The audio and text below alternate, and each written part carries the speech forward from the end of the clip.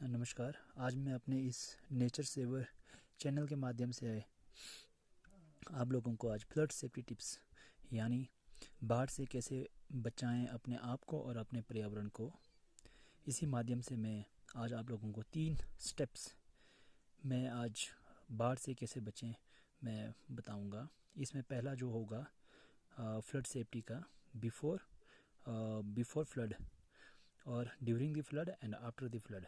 कहने का मतलब है कि बाढ़ आने से पहले हमें क्या क्या करना होगा। तो बाढ़ आने से पहले हमें क्या रहना होगा कि पहला हमें stay informed on local news.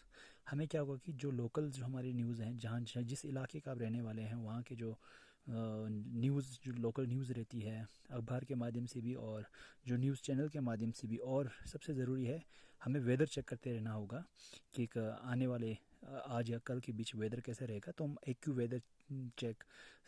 Weather app उससे भी हम चेक कर सकते हैं, और भी बड़े सारे ऐप्स होती हैं उसमें हम चेक कर सकते हैं कि किस तरह का आने वाले कल मौसम होगा, वो हमें देखना होगा। अगर मौसम बिगड़ने वाली है तो हमें उस हिसाब से अपने आप को तैयार रखना पड़ेगा। तो उसमें ये फर्स्ट स्टेप कि stay inform on local news. और सेकेंडली हमें क्या करना होगा कि अब मान लो कल या परसों में मौसम काफ़ी ज़्यादा ख़राब होने वाली है। जिस तरह आजकल मानसून सत्र चला हुआ है और मानसून सत्र में हिमाचल में काफ़ी बाढ़ के द्वारा नुकसान पहुंच रही है। नदी और जो आपके नाले उन सब में अपना रौद्र रूप ले लिया है नदी और नालों ने। तो इससे हम बचने के लिए हमें एक इमरजेंसी बैग प्रिपेयर करना होगा विद फूड, जिसमें हमें खाना, कपड़ा, दवाइयाँ, जो इसेंशियल दवाइयाँ हैं, जो घर के कागज़ हैं, कुछ भी इंपॉर्टेंट डॉक्यूमेंट्स होंगे, फ्लैश लाइट्स होंगे, है ना, जो हमें कई बार चाहिए होगा। तो उन सब का हमें बैग में पैक करके रखना होगा। और तीसरा ये होगा कि हमें जानना होगा कि हमें अगर बाढ़ आ जाती है, घर के अंदर बाढ़ आ जाती है और घर के अंदर जो नदी का पानी या नाले का पानी आ जाती है, तो हमें क्या करना होगी, हाउ टू एविकेट, हम घर से कैसे बाहर निकलें और सेफली हम घर से कैसे बाहर निकलें। और जब बाढ़ आने से पहले ही हमें क्या करना होगा कि घर से बाहर निकलना होगा।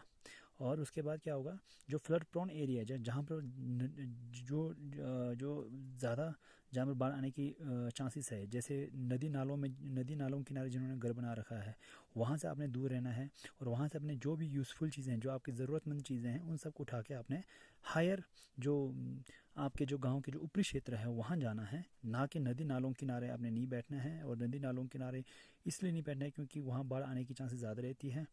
और उसके बाद जब बाढ़ आ जाती है तो हमें क्या करना होगा, जब बाढ़ आ जाती है तो सबसे पहले हमें क्या करना होगा कि जो अपने घर की जो इलेक्ट्रिसिटी है उन सबको डिस्कनेक्ट करना है, जिसमें आपका इलेक्ट्रिसिटी हो गया, गैस की पाइप हो गया, उन सबको हमने बंद करना है। उसके बाद हमने क्या करना है कि डू नॉट वॉक और ड्राइव इन फ्लड वाटर्स या फ्लड एरिया।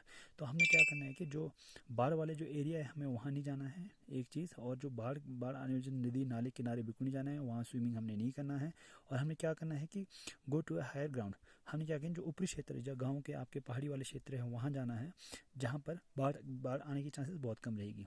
उसके बाद क्या करना है, जो हमारे लोकल जो एडमिनिस्ट्रेशन होती है, जो पुलिस की जो मतलब कैंडिडेट्स होती हैं, पुलिस की जो लोकल पर्सनल होते हैं, उनकी बातें माने, फॉलो एजुकेशन ऑर्डर्स। जो आपके लोकल एडमिनिस्ट्रेशन जो आपको जो गाइडेंस देते हैं उनको आपने फॉलो करना है, उनको आपने मानना है। और जो आपने घर में जो गाय बकरियां हैं उनको क्या करना है, आपने फ्री करना है, उनको अपने घर की खुड में नहीं रखना है, उनको बाहर आपने ऊपरी क्षेत्र में अपने साथ लेके जाना है। जब बाढ़ आ जाती है तो हम क्या करें, आफ्टर फ्लड में क्या करना है, avoid contact with flood water and swimming. तो जो बाहर बाढ़ वाले जो एरिया है जहाँ पर बाढ़ आ चुकी है वहाँ वहाँ उस वाले एरिया में हमने नहीं जाना है, और वहाँ पर ना ही हमें स्विमिंग करना है। और जितने भी हमारे घर के आसपास जो बिजली के खंभे हैं, पोल हैं, वहाँ हमने नहीं छूना है और उनके वायरों को टच नहीं करना है, क्योंकि उनके वायरों में करंट दौड़ती है तो हमें करंट लगने की चांसेस ज़्यादा रहती है। तो उसके बाद क्या करना है, डो नॉट गो होम और टू डिज़ास्टर एरिया। तो हमने अपने घर सीधे ही नहीं जाना है आपने, तो जो लोकल एडमिनिस्ट्रेशन का जो रूल्स एंड ऑर्डर है उनको फॉलो करना है, उसके बाद ही हम अपने घर जाना है।